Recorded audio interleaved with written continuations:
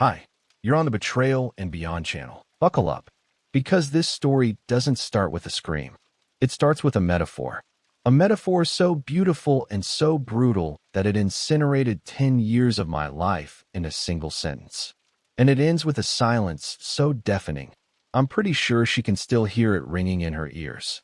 It was a Tuesday, 7:14 a.m. I remember the time because I had just finished the logo for her new venture. 23 drafts, 3 sleepless nights, all pro bono, of course, because I wasn't just her husband. I was her #1 fan, her IT department, her in-house graphic designer. I was Leo, reliable Leo. I was sitting at the kitchen table, the air smelling of fresh brewed coffee and the ozone from last night's thunderstorm. On my laptop screen was the perfect, minimalist logo for Alera Wave, her new life coaching brand. I'd built it from the ground up, just like I'd built everything else in her career, her first website, her business cards, her social media templates. I was the architect of her dream. She walked into the kitchen, and the room seemed to shift its center of gravity. Alera didn't just enter a space, she conquered it. She was wearing a champagne-colored silk dress that cost more than my first car and heels that made a quiet, authoritative click on our oak floors. She was on her way to a networking brunch. "It's done," I said, smiling the way a man smiles when he doesn't know his world is about to detonate. "Take a look. I think it's exactly what you wanted." She walked over, her eyes gliding across the screen while one hand was still typing on her phone. Her thumb hovered over the send button. "Cute," she said, her focus still on the phone. "Yeah, that'll work." Cute. The word you use for a puppy or a child's drawing. Not the result of a week of painstaking work. Just cute. "Alera," I poured. She finally looked up at me. There was no warmth in her eyes. Just a faint, almost imperceptible annoyance, like I was a pop-up ad she had to close. She placed her phone on the counter, took a sip of lukewarm coffee from my mug, and sighed. It wasn't a sigh of fatigue. It was the sigh of someone about to deliver a rehearsed speech. "Leo," she began, her voice soft, and it was the softness that terrified me. "You are incredible. You've always been my rock. My anchor." She paused, I guess to let the compliment sink in. I nodded, still not understanding. "When I was scared, you kept me grounded. When I had doubts, you kept me from drifting," she continued, stepping closer to place a hand on my shoulder. Her fingers were cold. "But I don't want to be grounded anymore. I need to sail. And you can't sail with an anchor. An anchor just holds you back." The room went silent. Even the hum of the refrigerator seemed to die. An anchor. I wasn't her partner. I wasn't her support. I was the dead weight holding her ship in place. 10 years of marriage, every sacrifice, every late night, all my belief in her, reduced to the image of a rusty piece of metal at the bottom of the sea. I don't know what you're saying," I whispered. "I'm saying I've evolved," she said, and there wasn't a trace of regret in her voice. "Only steel. And you haven't. I'm moving to another level. And you're still here, making coffee and designing logos. I'm grateful for everything, truly. But my ship is leaving the harbor." She picked up her phone, leaned in to give me a kiss on the cheek that felt as cold as marble, and walked to the door. "See you tonight," she threw over her shoulder. "Don't wait up for dinner." The lock clicked shut, and I was left sitting at the table, staring at the cute logo. An anchor. She didn't even have the decency to say she was leaving me. She just informed me that I was being left behind on the ocean floor. For the first few hours, I just sat there. Shock is a strange thing. It flash freezes you from the inside out, turning your blood to slush. Then it thaws, and the agony begins. My brain started working in reverse, scrolling through the last few months like a detective reviewing security footage after a crime. And I saw it all. Every red flag I had mistaken for confetti. The late-night calls she'd started taking, the ones she called strategy sessions. She'd walk into the other room, her voice low and melodic, laughing in a way I hadn't heard her laugh with me in years. The new clothes, the bags, the shoes, the dresses.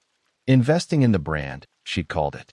But I'd caught the scent of someone else's cologne on her coat more than once. Expensive, notes of sandalwood and something else, something that smelled like money and my absence. And then there was Julian Blackwood, the investor and minter who had entered her orbit 3 months ago. She spoke about him with a breathless reverence. He's a visionary, Leo. He just thinks on a different wavelength. I thought she admired his business acumen. I see now it wasn't just his portfolio she was admiring. The most painful memory surfaced on its own. Our anniversary dinner, 1 month ago. I'd booked a table at the same restaurant where I'd proposed. She was an hour late, and when she arrived, she didn't apologize. She spent the entire evening smiling at her phone. When I asked what was so funny, she'd said, "Work stuff. You wouldn't get it." I felt so small, so irrelevant, but I swallowed it.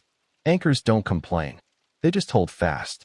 The pain receded, replaced by a cold, toxic clarity. I wasn't just being left behind. I was a problem to be managed. And she was already managing me. But how? How far had it gone? I needed proof. Not for her. For me. I needed to know I wasn't crazy. Her phone had a new password she'd set last month. For security, babe. Her laptop was always with her. But she'd forgotten one thing. The old family iPad lying on the coffee table. We used it for recipes and streaming shows in bed. She hadn't touched it in months, assuming I hadn't either. But our accounts were still synced. My hands were shaking as I picked it up. I opened her notes app. Most were shopping lists or content ideas. But one note, pinned to the top, was titled The Manifesto. It sounded like her. Grandiose and aspirational. I opened it. It wasn't a manifesto. It was a business plan. A plan for my removal. It was broken down into phases. Asterisk Phase 1. Solidify partnership with Julian. Of course. Asterisk Phase 2. Secure seed capital. From him, I presumed. Asterisk Phase 3. Legal prep. Consult with B.L. Asterisk asterisk. Initials I didn't recognize. A lawyer. Asterisk Phase 4. Asset separation. This one was underlined. Twice. Asterisk Phase 5. The narrative. I stopped on that last one. The narrative. Beneath it were bullet points. Asterisk framed the separation as a mutual decision, a result of personal growth. Asterisk emphasized Leo's role as a foundation for my launch. Gratitude, not regret. Asterisk position as a positive evolution, not a betrayal. I'm not leaving him. I'm moving forward. Asterisk avoid conflict. He dislikes it. He will fold. As always, asterisk. I read the words, and the air in the room turned thick and soupy. I couldn't breathe. I wasn't a husband. I wasn't even a person. I was a narrative to be managed. A line item in her business plan. An asset to be liquidated with minimal friction. And that phrase, he will fold, as always it repeated in my head like the echo of a fist hitting a wall. I put the iPad down. The shock, the grief, the bitterness, it all evaporated in an instant. It was replaced by something else. Something cold, heavy, and perfectly clear.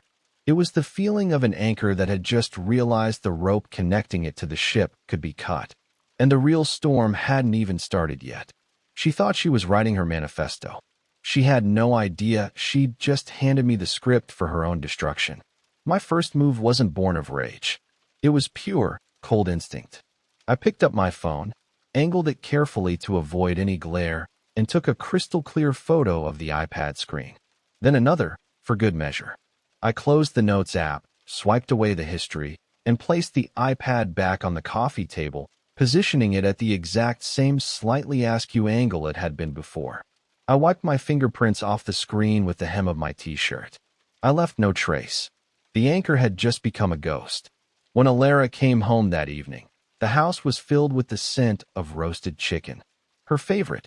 I had the table set for two. I was playing my part. The part she'd written for me. The sad, devoted husband who would try to win her back with domesticity. The man who would fold. She walked in, her confidence from the morning replaced by a cautious, almost theatrical pity. She saw the dinner, the dimmed lights, and her face softened into a mask of gentle regret.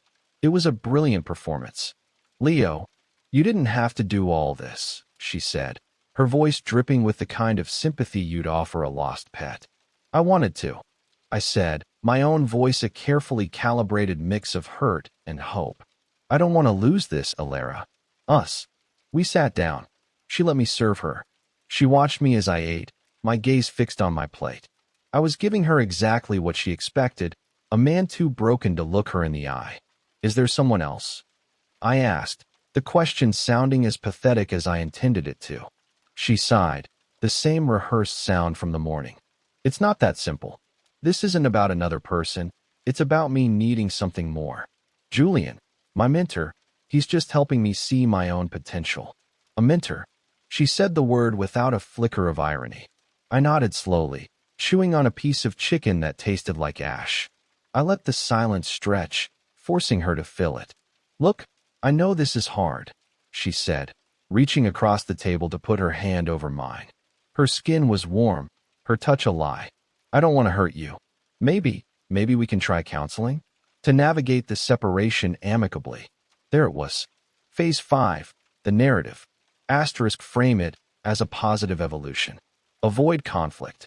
Asterisk, she was following her script to the letter. She thought she was directing the scene, but she was just feeding me my lines. Okay, I whispered. Yeah, okay. Whatever you think is best. Her relief was palpable. The tension in her shoulders eased. She thought she'd won. She thought the anchor was settling peacefully into the mud. Later that night, as she slept soundly beside me, the deep, untroubled sleep of a sociopath, I slipped out of bed. In the sterile blue light of my office, I started my own plan.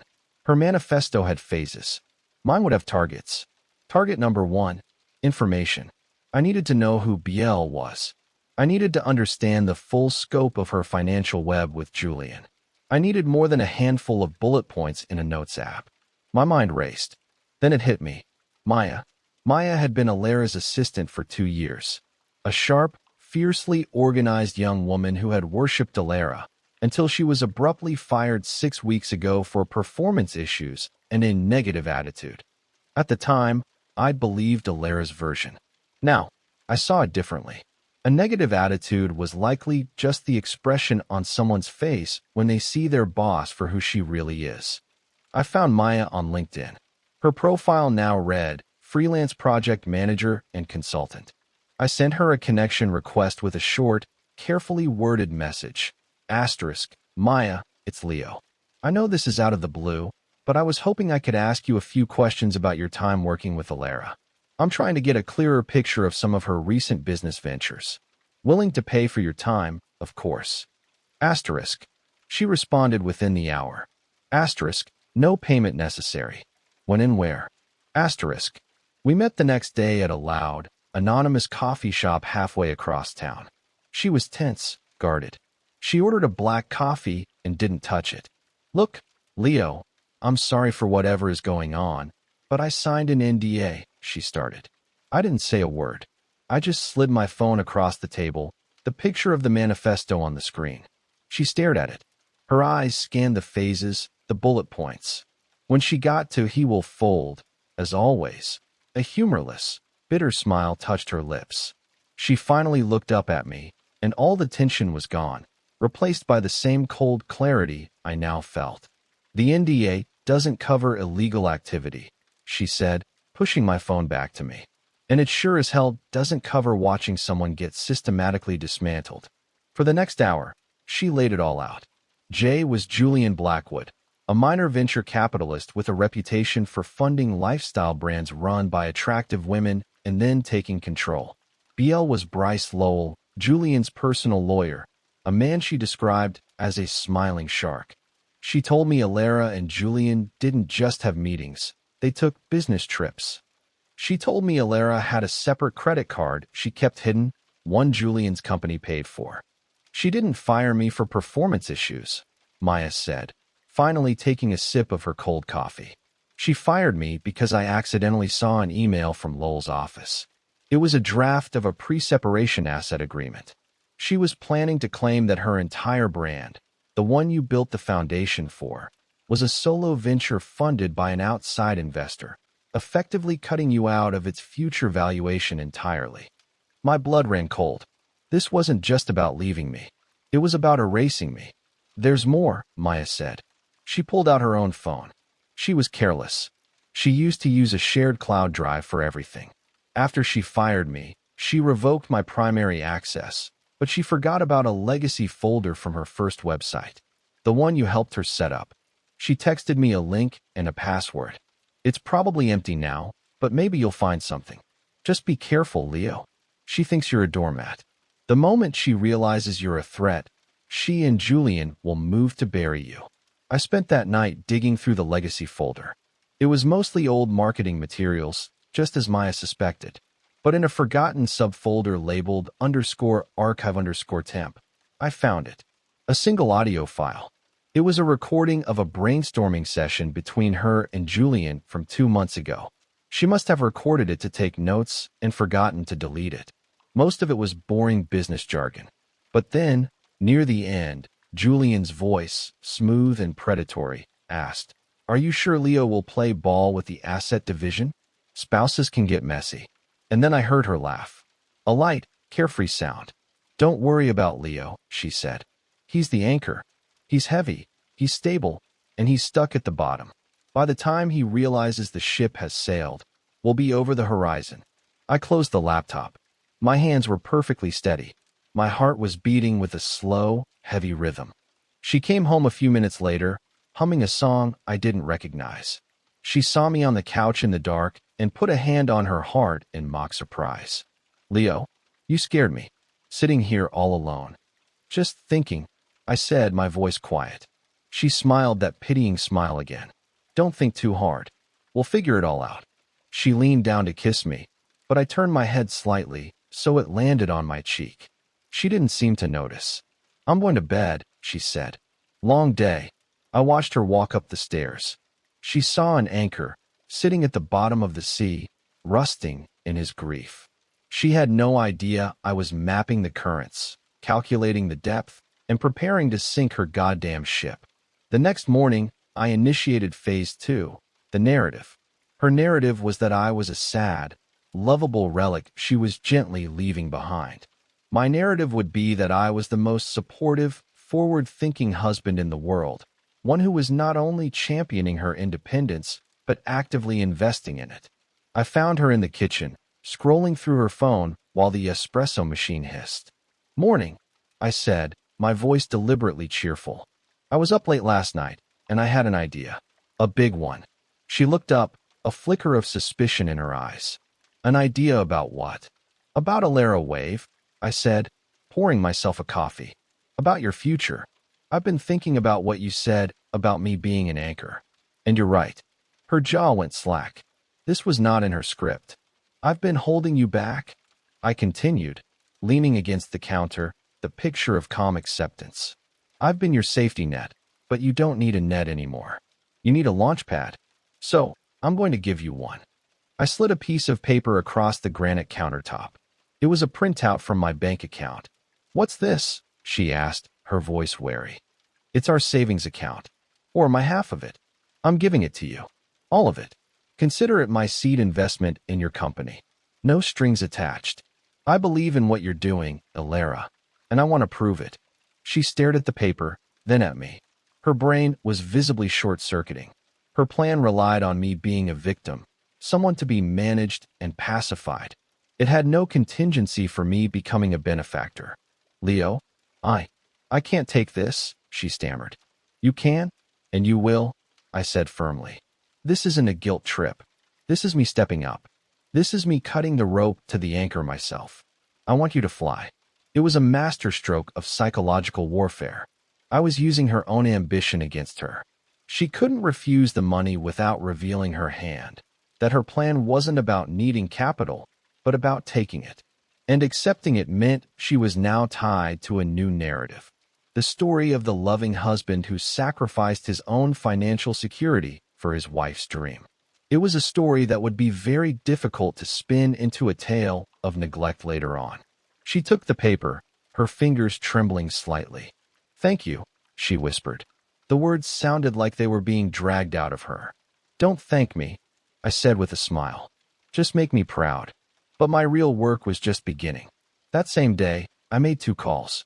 The first was to a financial investigator Maya had recommended, a quiet, ruthlessly efficient woman named Ms. Albright. I didn't tell her about the divorce. I framed it as a prudent business inquiry. I'm considering a significant investment in my wife's company, I explained over the phone. It's a partnership with a man named Julian Blackwood. I'd like a full, confidential due diligence report on him and all his affiliated businesses. I want to know everything. His successes, his failures, his other partners, his debts. Everything. The second call was to a man my father used to know, a veteran journalist named Ben Carter, who now ran a high-end PR firm that specialized in reputation management. Ben, I said, I need to build a story. The story of a man who is the ultimate supporter of his entrepreneurial wife. I want features, interviews, maybe a glowing profile piece. I want the world to see what a modern, supportive marriage looks like. It was expensive. It would cost me nearly everything I had left. But I knew it was the only way. She was trying to erase me from her story. I was going to make myself the main character of mine. Over the next 2 weeks, the board was reset. Alara was visibly confused. She'd accepted the money and deposited it into a new account, a fact Ms. Albright confirmed within 24 hours. But my behavior didn't match her expectations. I wasn't moping. I was thriving. I was cheerful, supportive, and constantly talking about her brilliant future. I would drop phrases in front of our friends. I'm so proud of Alara. I've put a lot of my own capital behind this venture because I know she's going to change the world. Our friends would look at her with newfound admiration, and at me with a sort of puzzled respect. She couldn't contradict me. She was trapped in the golden cage I had built for her. The first article came out a week later. A soft-focus piece on a popular business blog titled, "The Man Behind the Wave. How Leo Maxwell Championed His Wife's Success." Ben's team had done their work well. It painted me as a visionary partner, a selfless supporter. It included quotes from me about how true partnership means knowing when to let go and watch them soar. I left the webpage open on the iPad that evening. When I came back into the room, she was staring at it, her face ashen. "What is this, Leo?" she asked, her voice tight. "Isn't it great?" I said innocently. Ben Carter's people reached out. They were so inspired by our story, by my investment in you. "You talked to a PR firm?" "They talked to me." I corrected her. "Word gets around when you make a big move. People are inspired, Alara. We're a team." She said nothing. She knew she'd been outmaneuvered. Any attempt to leave me now wouldn't look like moving forward. It would look like the most brutal, calculated betrayal imaginable. Taking her husband's life savings and then walking out? The narrative was no longer hers to control. A few days later, Ms. Albright's report landed in my inbox. It was 100 pages of dense, cross-referenced information, and it was more damning than I could have ever imagined. Julian Blackwood wasn't just a shark, he was drowning. He had leveraged everything on a series of bad investments. He was being sued by 2 former partners. And most importantly, he was using his lifestyle brand startups as a front, shuffling money between them to hide his losses. The seed capital he'd given Alara wasn't an investment. It was just a recycled asset from another failed venture. He wasn't building her up. He was using her to build a lifeboat. The report also contained a name. The name of one of the partners who was suing him. A woman who had been in Alara's exact position 5 years ago. An ambitious entrepreneur who had been promised the world, only to be left with nothing but debt and a shattered reputation when Julian's company imploded. The anchor now had a harpoon, and I knew exactly where to aim it. The final piece I needed wasn't a document or a recording. It was an event. And Alara, in her boundless ambition, handed it to me on a silver platter. She was hosting an exclusive launch party for Alara Wave, a high-ticket affair at a chic downtown art gallery, co-hosted by the visionary Julian Blackwood himself. It was meant to be her coronation. "You have to be there, Leo," she'd said, the request sounding more like a command. "It's important for the brand. For our story." Our story. She was still trying to cling to the narrative I had built. The loving husband, the supportive investor, standing proudly in the wings. She needed me there as a prop. I wouldn't miss it for the world, I replied. On the night of the party, I played my part to perfection. I wore a tailored suit. I smiled. I mingled. I shook Julian's hand, feeling the clammy falseness of his grip, and told him what an honor it was to finally meet the man who was taking my wife's career to the next level. He gave me a condescending pat on the shoulder, the kind a king gives to a court jester. "She's a special one," Julian said, his eyes already scanning the room for more important people. "You're a lucky man." "I know," I said, looking him dead in the eye. "I invested everything I have in her." A flicker of something, annoyance, crossed his face before he masked it with another smile and moved on. I spent the next hour talking to anyone who would listen, reinforcing my narrative. I told journalist Ben Carter had invited about my unshakable belief in Alara's vision. I told potential investors that I'd liquidated personal assets to provide her initial seed funding, a move of total faith. With every word, I was weaving a net of my own, and they were all swimming right into it. At 9 p.m., Alara and Julian took the stage for the main presentation. The lights dimmed. A sleek video played on a large screen, filled with inspirational quotes and slow-motion footage of Alara looking thoughtful on a beach. It was my logo that glowed on the screen behind them. As Julian began to speak, lauding Alara as the future of personal empowerment, I slipped out of the main room. In the lobby, I met a woman I had invited. Her name was Catherine Thorne. She was the former partner who was suing Julian Blackwood, a fiery, intelligent woman who had been waiting for a chance to confront him publicly. I had sent her Ms. Albright's entire report, along with the audio file of Julian and Alara discussing me. "Are you ready?" I asked her. "I've been ready for 5 years," she said, her voice tight with anger. With her was a well-known financial journalist from a major publication, a man Catherine trusted. I had given him a simple instruction: record everything. Ask questions later. We walked back into the room just as Alara was taking the microphone, her voice filled with emotion. This dream would never have been possible without the support of 2 incredible men, she said, smiling out at the crowd. Julian, whose vision has been my guiding light, and my husband, Leo, whose faith and support, and whose incredible financial investment, gave me the courage to take this leap. The crowd applauded. I could see our friends beaming. She glanced at me with a triumphant, condescending smile. See? I'm still in control. That was my cue. I raised my hand. Not aggressively, just a simple, clear gesture. The journalist's camera swung to me. The room quieted. Alara's smile faltered. "Leo, do you want to add something?" "I do," I said, my voice calm and clear, carrying across the silent gallery. "I just have one question. For Julian." I turned my gaze to him. He was staring at me, his mask of charm beginning to crack. "Julian," I said, "my investment in my wife's company was based on my faith in her. But her partnership with you was based on her faith in your financial stability.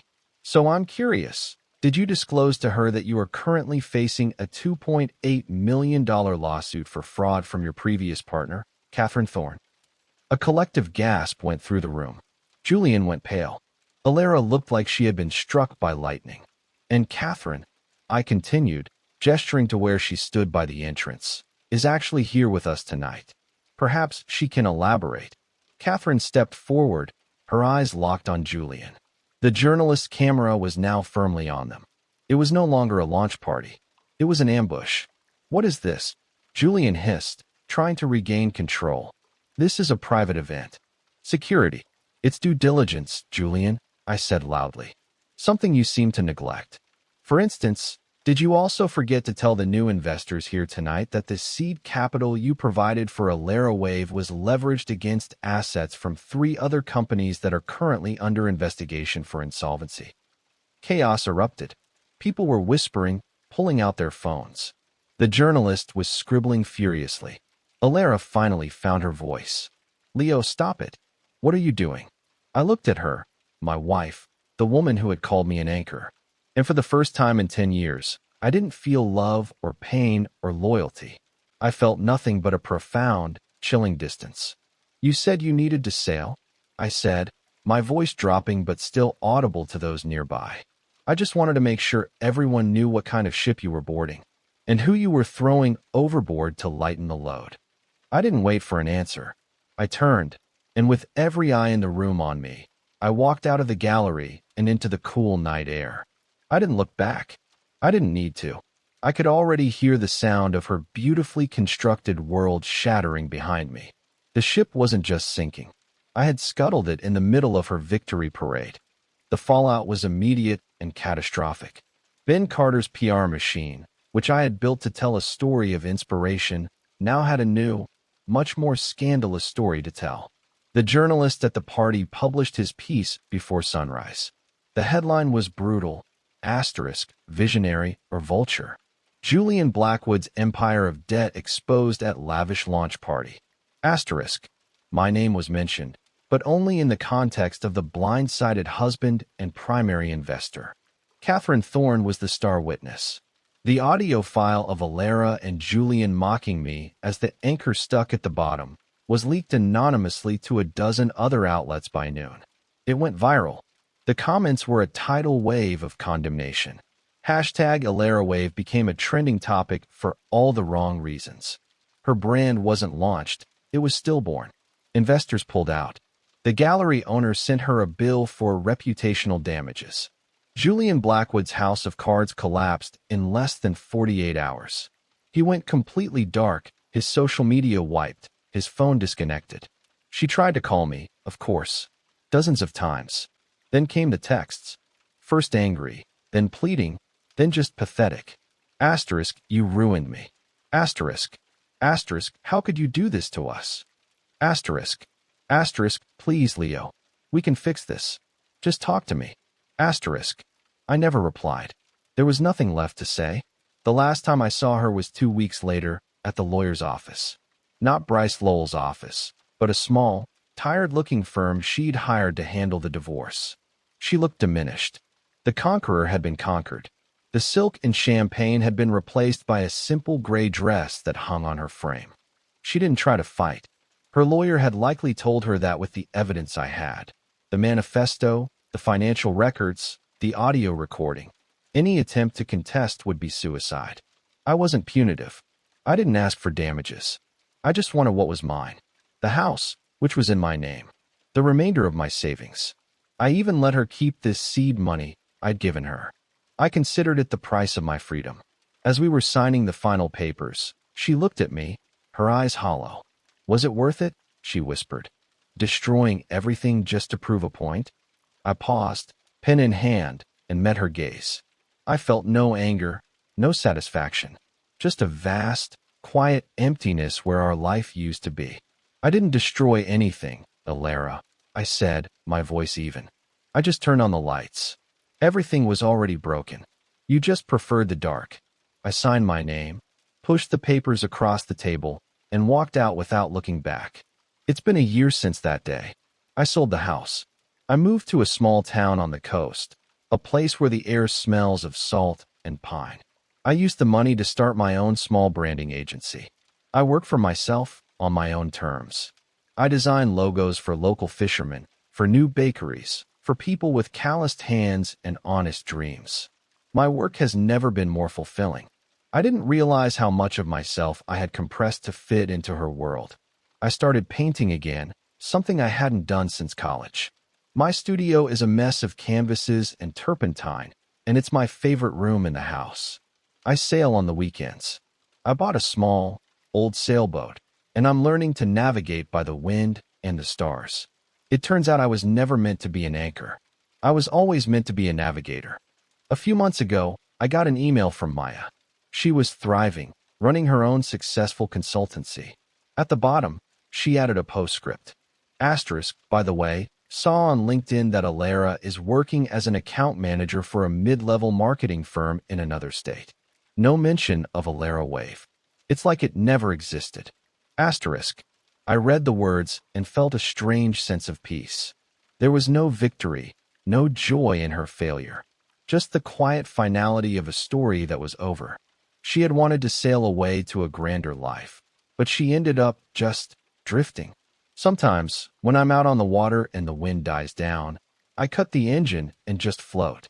I look at the anchor, coiled and quiet on the deck, and I think about her words. An anchor isn't meant to hold a ship back. It's meant to hold it steady in a storm, to give it a safe place to rest before the next journey. It's an act of service, not imprisonment. She never understood that.